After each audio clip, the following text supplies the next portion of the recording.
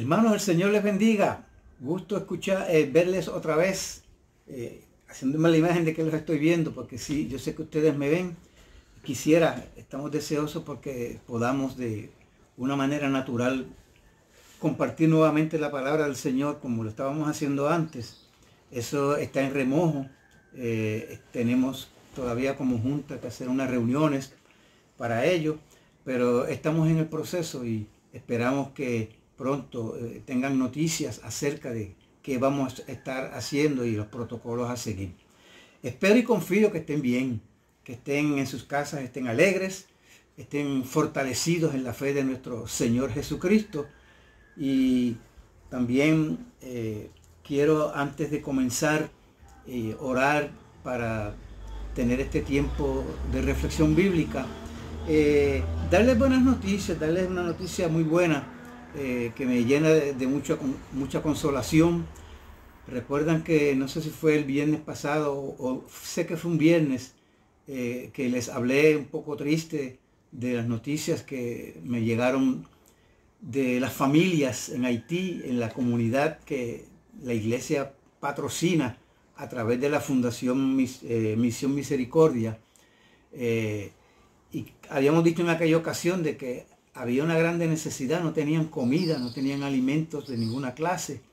Y pues yo sé que muchos de ustedes se pusieron en oración, hemos estado haciéndolo, unánimes en ello.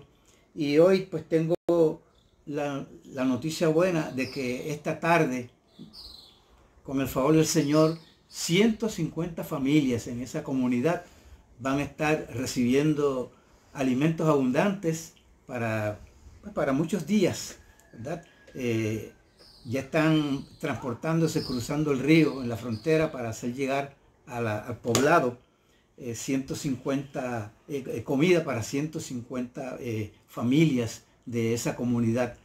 Y damos gracias a Dios, hermanos, y traigo este testimonio para que nos demos cuenta cómo nosotros a veces no sabemos, nos preguntamos y cómo esto se va a resolver. Y así pasa en tu vida con muchas circunstancias y situaciones. Y Dios siempre tiene una salida. Dios es bueno. Dios conoce y sabe, y tenemos un Dios que es sorprendente, realmente sorprendente. Y digo esto más que nada para que crezcamos en nuestra confianza y dependencia absoluta del Señor en todas las cosas. No tenemos y no debemos de desesperarnos, sino hacer notorias nuestras peticiones delante de Él en toda oración y ruego, y con acciones de gracias, como somos exhortados a hacerlo. Y Dios es suficiente para Él obrar. Quiero agradecer al Señor por esta bendición tan preciosa que Él nos hace saber.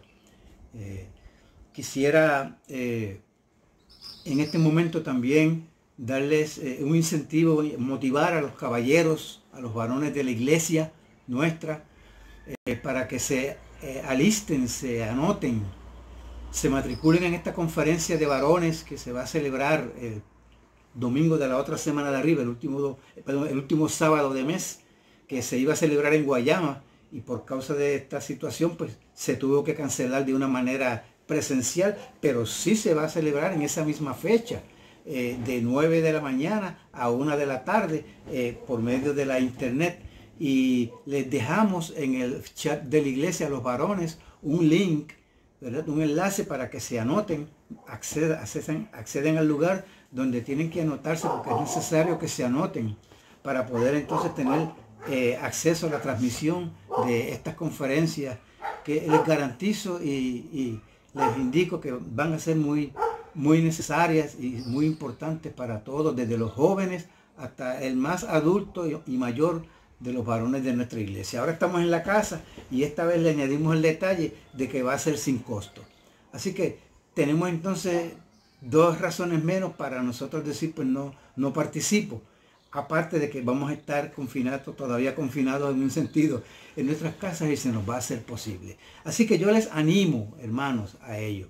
Quiero orar al Señor para entonces pasar a presentar esta reflexión que en esta tarde tengo para ustedes y para todos los que se agregan a la transmisión en esta hora.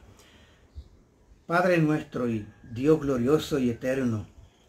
Te quiero alabar porque tú eres Dios de cerca y eres Dios de lejos, Señor, y eres bueno y misericordioso. Y quiero darte gracias por la bendición del Evangelio de Jesucristo, que tú nos has dado en tu palabra, que tú revelaste en tu tiempo, Señor, para que los dispuestos a esta salvación desde los tiempos eternos hayamos escuchado y aún puedan escuchar los que están, Señor, determinados, señalados para esta salvación tan grande. Padre, gracias que en esta tarde en esta noche nos podemos convocar para reunirnos alrededor de tu palabra y del Evangelio y hablar de la maravilla de la salvación que tú has provisto. Dejar este desafío, Señor, a la vida de cada uno de los oyentes, para que tengamos, Señor, el parámetro bíblico y podamos así, Señor, saber si estamos en la fe. Padre, y para aquellos que todavía no te conocen, para aquellos que dudan, para aquellos que están inseguros, tú les ayudes, Padre de la gloria, a través de esta reflexión a considerar, Señor, que es por la fe en Jesucristo y solo así, Padre, que podemos ser salvos. Te damos gracias y pido tu bendición sobre cada uno de los oyentes, que tu Santo Espíritu traduzca esta palabra en un llamado al arrepentimiento y, Señor, en una confirmación a la firmeza cristiana a la cual tú llamas y esperas de cada uno de los que ya te conocemos por la fe en Cristo Jesús. A ti nos encomendamos, Padre, en el nombre de tu Hijo nuestro Señor y Salvador Jesucristo. Amén y amén. En esta mañana, hermanos, yo quiero hablar con ustedes acerca de uno de los textos más favoritos para mí desde muchos años, desde muchos años atrás. Ciertamente es uno de mis textos favoritos en la palabra de Dios y está en Colosenses, en la carta del apóstol Pablo a los Colosenses. Allí en el capítulo 2 y versículo 6. No sé cuántos puedan recordar o se hayan memorizado este texto de la palabra de Dios, pero yo quisiera que tomemos este texto y su complemento, que es el versículo 7, no solamente el 6, sino también el 7, para reflexionar teniendo como base estos dos versículos en esta noche. Yo quisiera entonces ir a la palabra del Señor y leer para ustedes y con ustedes este texto bíblico en la carta del apóstol Pablo a los Colosenses en el capítulo 2, versículos 6 y 7. Dice esta palabra del Señor así: por tanto, de la manera que habéis recibido al Señor Jesucristo, andad en Él, arraigados y sobreedificados en Él, y confirmados en la fe, así como habéis sido enseñados, abundando en acciones de gracia. Wow. Hermanos, nuestro texto, como se han dado cuenta, y voy a enfatizar esto, comienza con una frase que dice por tanto, lo que significa que lo que está diciendo en estos dos versículos está conectado inmediatamente, íntimamente relacionado y conectado con lo que anteriormente él había dicho, es decir, los versículos en este capítulo 2 del 1 al 5.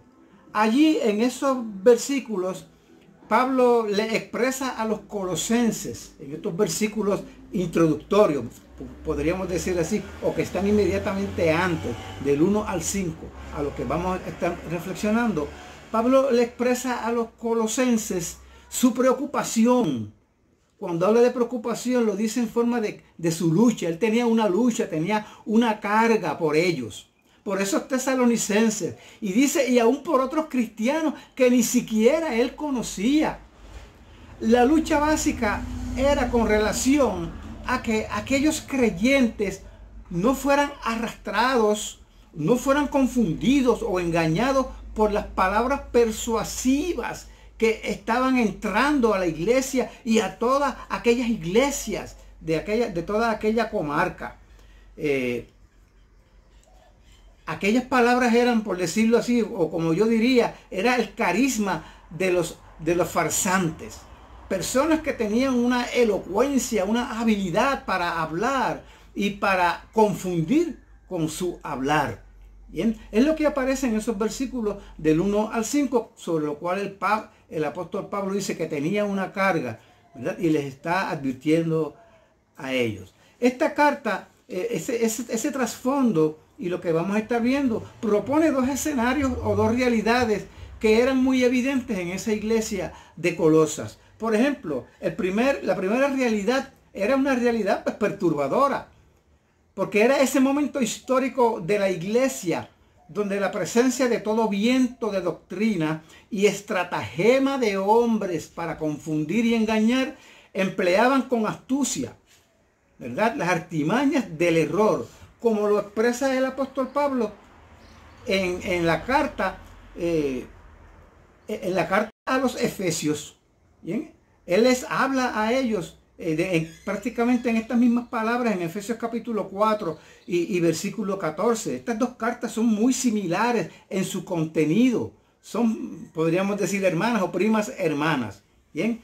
En nuestro pasaje de esta noche, Pablo se refiere entonces a esas falsas enseñanzas de las cuales él habla a la iglesia de Efesios como palabras persuasivas, que es lo que dice en el versículo 4 de lo que estamos nosotros leyendo, enfatizando en esta noche.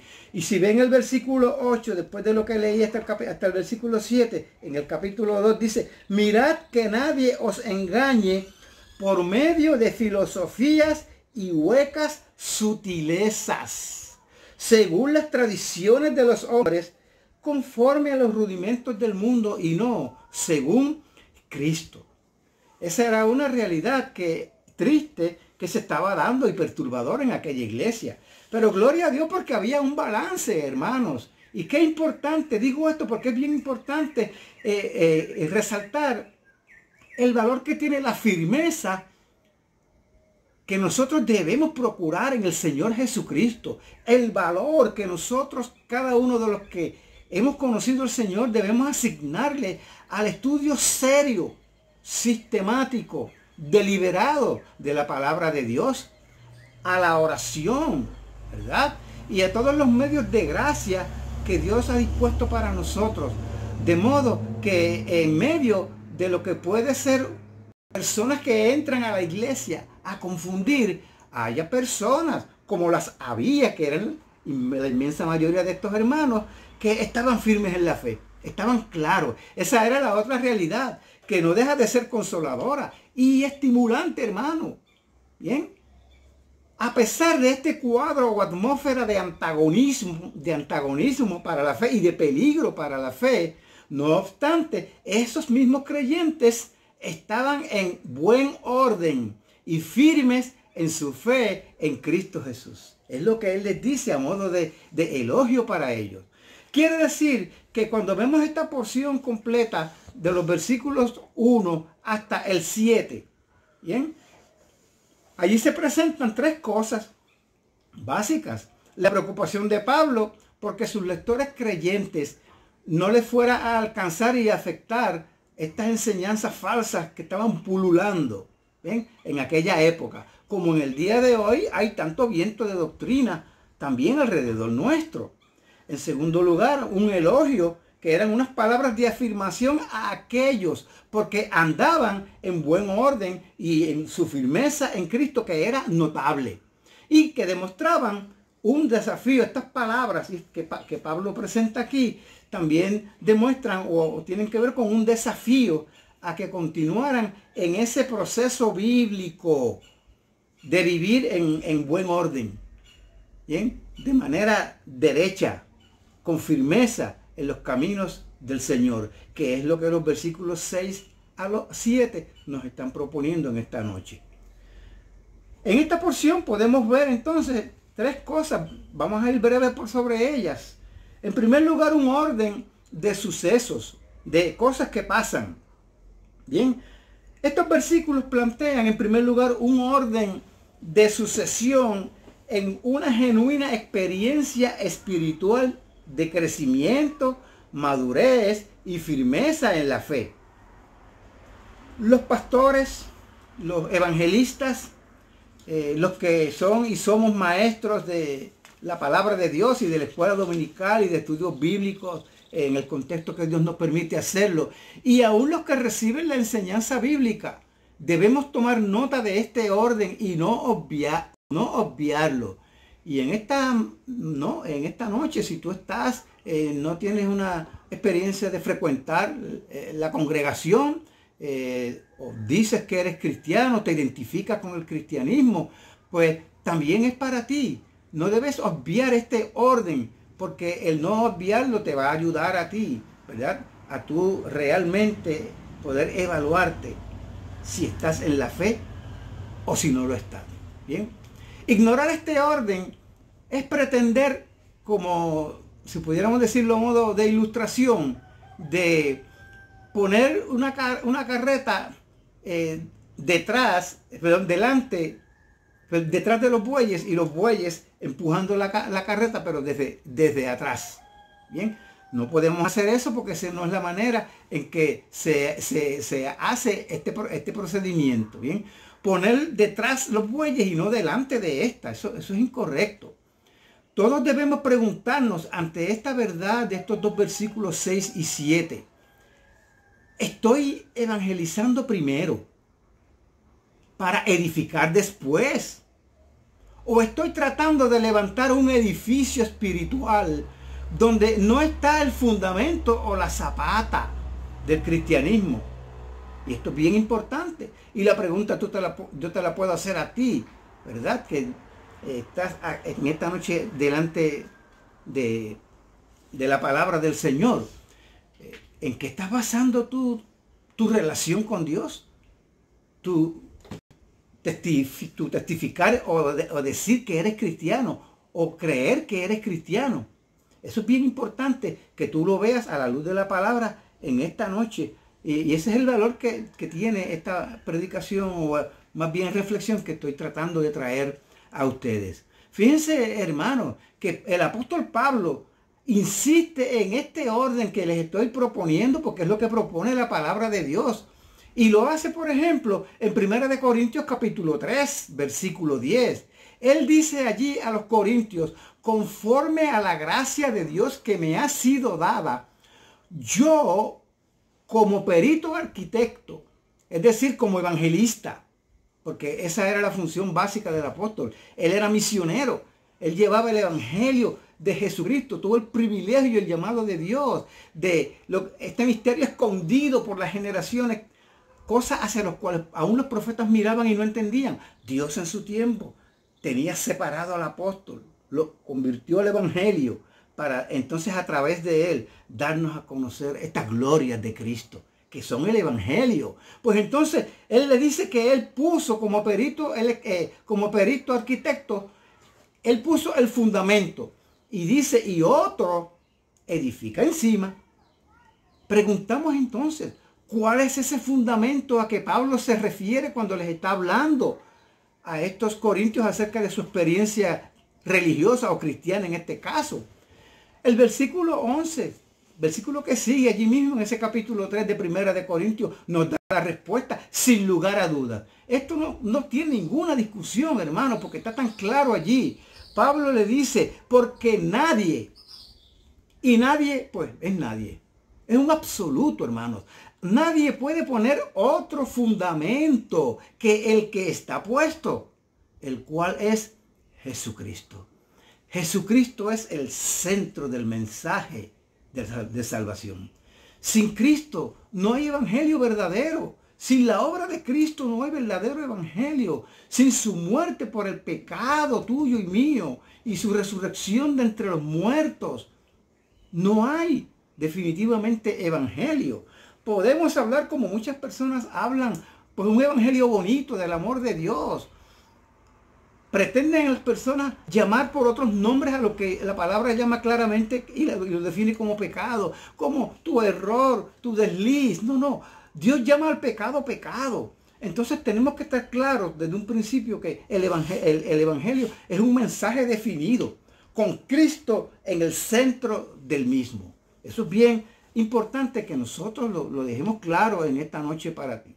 Bien, ahora yo tengo que preguntarte, después de haber leído esto, porque nadie puede poner otro fundamento que el que ya está puesto, el cual es Cristo. Es sobre la experiencia de la conversión que procuramos nosotros la edificación de los oyentes. ¿Ah? ¿Eres tú ya un convertido, una convertida a Cristo?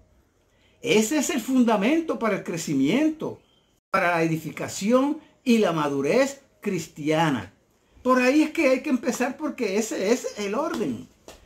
Yo tengo y traigo esto y lo digo con mucha pasión, porque no he dejado de tener un sentido, perdonando la expresión, si se puede decir así, de culpa o de reflexión, y no me he sentido completamente cómodo con muchos de los mensajes que yo he traído, no porque no hayan sido bíblicos, sino porque no he enfatizado en ellos, en algunos de ellos, deliberadamente el evangelio. Y no quiero que quede la impresión de que yo soy de los que pues traen un mensaje pues de todo lo que Dios puede hacer por ti en medio de la pandemia, de que en Dios tienes esperanza, de que todo va a estar bien, etcétera, y que tú pienses, porque pues qué lindo eso. Eso te va a ayudar, te puede ayudar si tiene como base que tú eres un hijo de Dios. Porque si no, pues queda como un mero consejo, como algo bonito que te puede funcionar por un tiempo, pero después pierde sentido o ya no tiene la fuerza que en un momento dado, como el que estamos viviendo ahora, pues puede estar teniendo. No, queremos poner las cosas pues como van. ¿Bien? Hay un orden.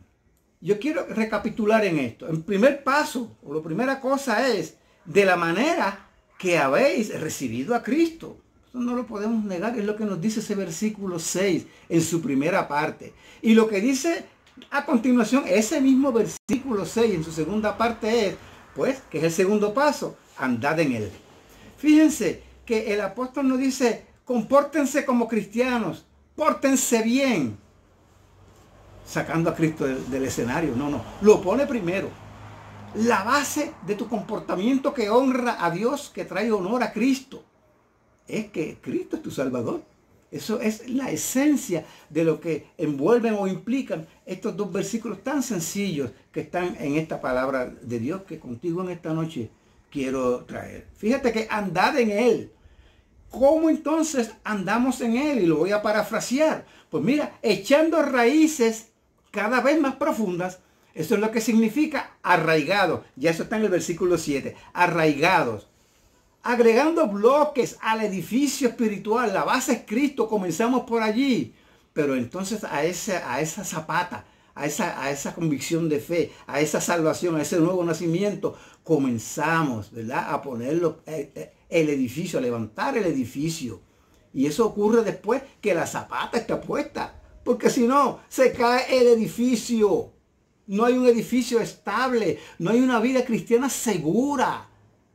Hay muchas personas, cristianos, dicen que son cristianos. No podemos dudar lo que lo sean. Pero yo a veces pienso, cuántas altas y bajas, pero que eso es tan continuo en muchas personas.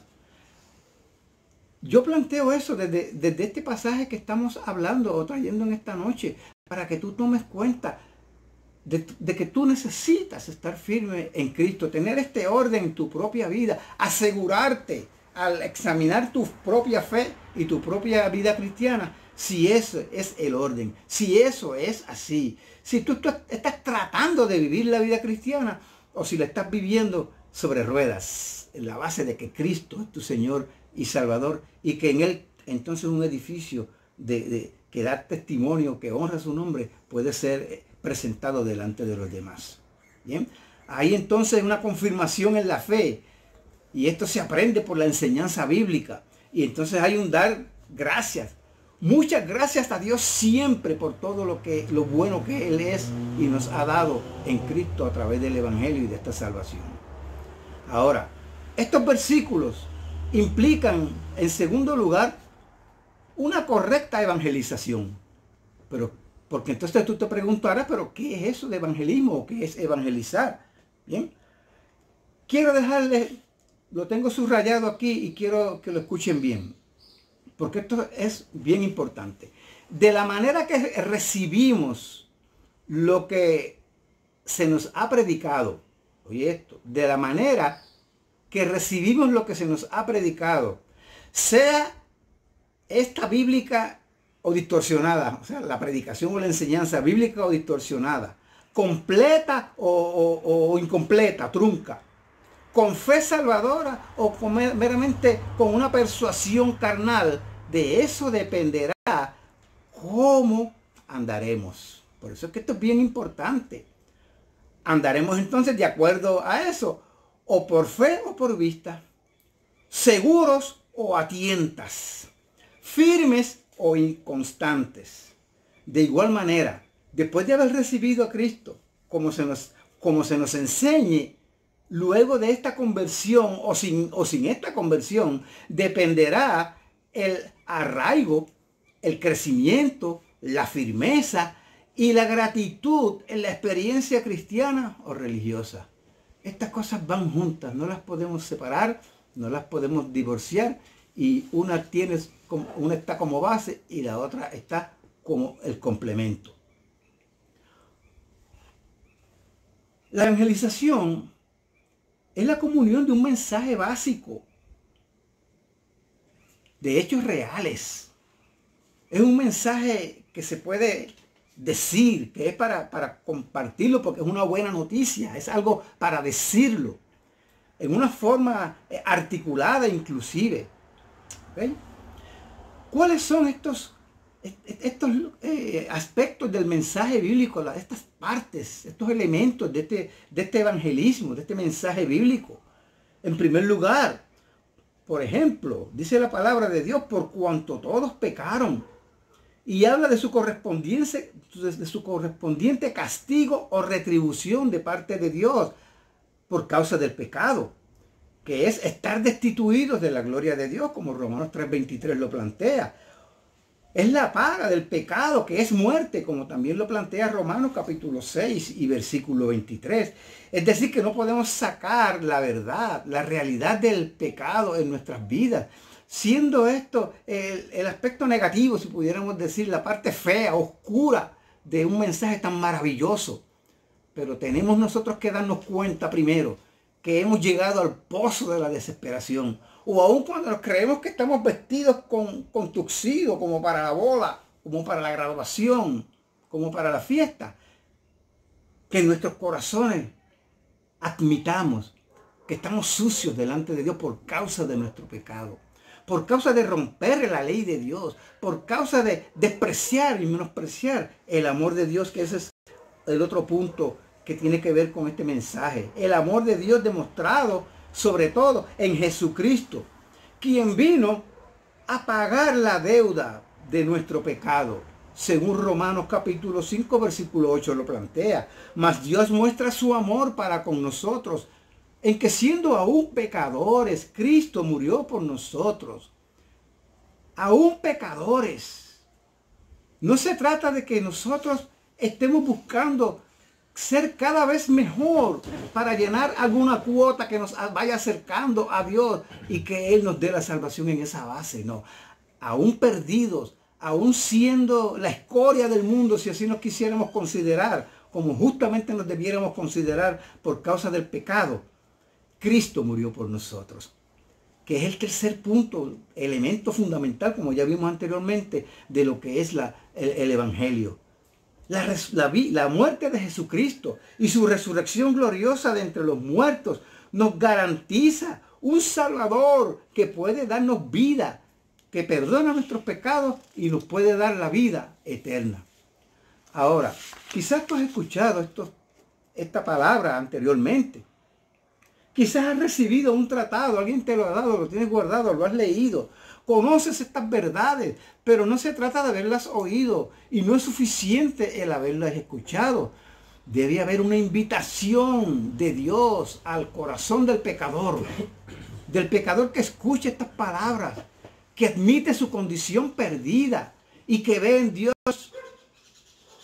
ve en el Dios ofendido, quien envió a su Hijo para que por medio de su sacrificio nuestros pecados puedan ser perdonados. Y en esa base, pedir al Señor, pedir a Dios perdón, pedir a Dios que te salve con arrepentimiento genuino. Es decir, que de parte del que habla el Evangelio, debe haber una invitación de parte de Dios al arrepentimiento y a la fe de aquel que nos escucha. Dwight Gruden, en su libro Doctrina Cristiana, indica que el arrepentimiento quiere decir una decisión consciente de alejarme de los pecados. Y fe quiere entonces decir acudir a Cristo para que perdone esos pecados. Que tú confíes que Jesucristo te puede perdonar, ¿verdad? Y entonces pedirle con arrepentimiento, con una determinación genuina de renunciar a esos pecados, ¿verdad? Porque Él los puede perdonar, que así Él lo haga. Eso es lo que implica el verdadero arrepentimiento bíblico.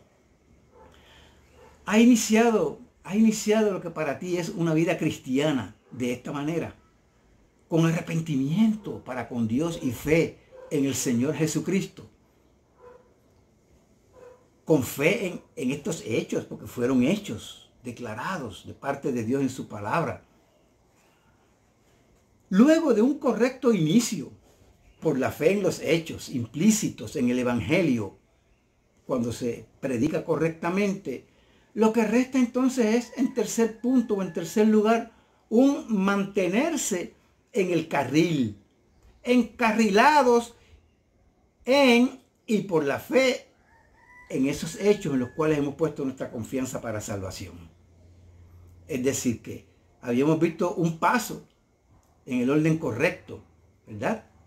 Que nos indica que tenemos que creer en el Señor Jesucristo, ¿verdad? De la manera que habéis recibido al Señor. Y la segunda cosa entonces o paso es andar en Él. ¿Bien? Pablo nos dice que recibir a Cristo no es el final de un proceso, sino que justamente es el comienzo de la vida espiritual. Óyete esto, allí comienza la vida espiritual tuya, cuando confiesas a Jesucristo como tu Señor, recibiéndole en tu corazón, recibiéndole en tu vida, pidiéndole que Él perdone tus pecados. Esa es donde tú entras a una verdadera experiencia espiritual. De lo contrario, lo demás es una vida muerta espiritualmente en separación de Dios. Entonces, si comenzamos la vida cristiana profesando a Cristo como Salvador y Señor, nuestro vivir diario tiene que ser consecuente con esa profesión de fe. Si Él te ha perdonado de los pecados, verdaderamente, si tú te has arrepentido genuinamente de ellos, tiene que haber un cambio en tu vida que viene como parte, como el combo de esa confesión que hacemos en el momento de que nos arrepentimos de nuestros pecados. Junto con las verdades del Evangelio recibido, ahora hay que enfocarse también en las promesas de Dios, en las exhortaciones, los mandatos, las advertencias y todo el consejo de Dios. Tomarlos como hechos, como cosas que Dios nos dice que están allí para que nosotros ahora las obedezcamos. Todo cristiano crece en gracia, habiendo sido arraigado, edificado en Cristo. Y si tú eres un cristiano o eres una cristiana, de seguro que tú crecerás. Es la expectativa de Dios. Es lo que es cónsono con este pasaje que estamos viendo en esta noche. Esta es la manera como esta sección de las Escrituras describe a una persona que realmente anda en Cristo. ¿Ok? Crece.